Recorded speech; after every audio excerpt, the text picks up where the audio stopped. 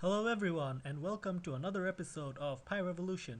So on this PyQt4 tutorial we're going to cover the file browser button. So if your GUI wants to import certain text files or I don't know CSV files, any sort of file, this tutorial is just the thing for you.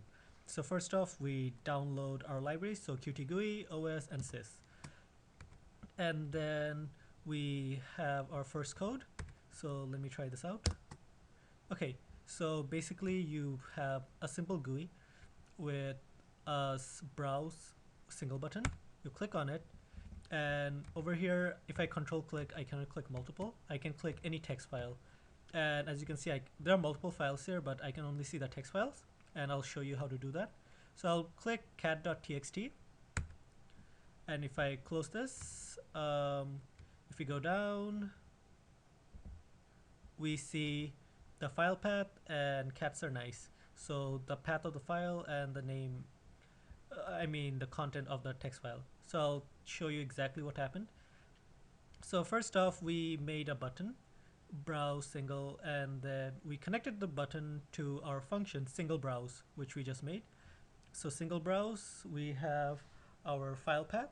So our file path is equal to QtGui.QFileDialog and getFileName. There's another one with file names. This name and names has a huge difference. So if you add S, you have multiple file select, and without the S, it's just single. I'll go over multiple a bit later. So going over single one, so this allows the button to actually get the file, and what it does is it gets the file name or the file path, as in where it's stored. So file path is basically home, Sadat, desktop, PyRevolution, PyQt4, cat.txt, and that's the thing we just printed out here. And let's go a bit into the function. The first one is the parent widget, which is self. Next up is the heading, as in what we had on top, single file. Then when we turn on the browse, it shows us the path where we started, so it goes straight into my PyQt4 directory. And the fourth variable, the string star.txt, it's basically having a wildcard saying I only want text files. I don't care about any other files, so do not display them. After that, we print out the file name, the file path. So here's our file path, cat.txt. And if you know basic Python IOs, we open the file path and we only read the text file, the cat.txt. We do read lines and we print out every line that was inside, and what we had was cats are nice, so it only had one line in the file. Now next up we are going to do multiple, and over here is the exact same thing. I just changed the name, multi-browse, browse multiple, multi-file, blah blah blah, and we're going to open that. So multi-browse.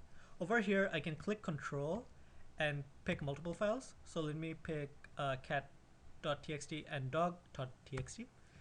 And if I close this GUI, it prints out.